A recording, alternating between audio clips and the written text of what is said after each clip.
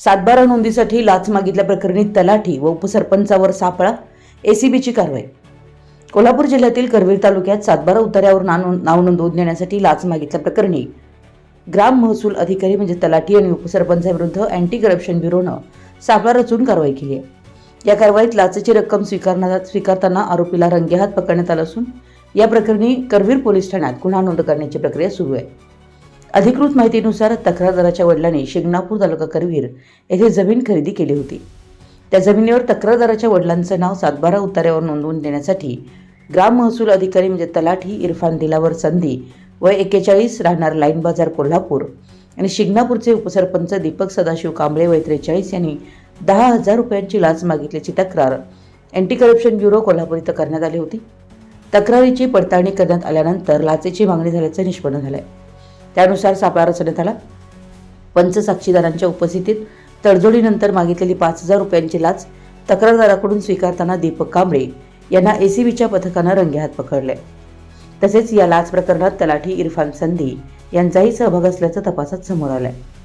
या प्रकरणी आरोपी तलाठी इरफान दिलावर संधी आणि उपसरपंच दीपक सदाशिव कांबळे यांच्या विरुद्ध करवीर पोलीस ठाण्यात गुन्हा दाखल करण्याची प्रक्रिया सुरू आहे।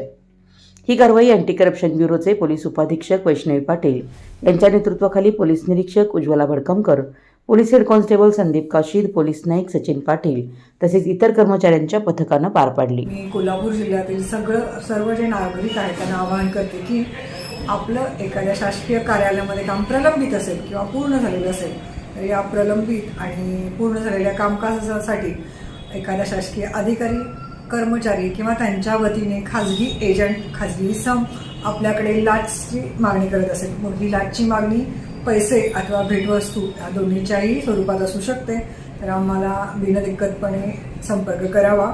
संपर्क करण्यासाठी आमच्या लाचलुचपत विभागाचा जी हेल्पलाईन आहे 1064 या टोल फ्री क्रमांकावर संपर्क करावा।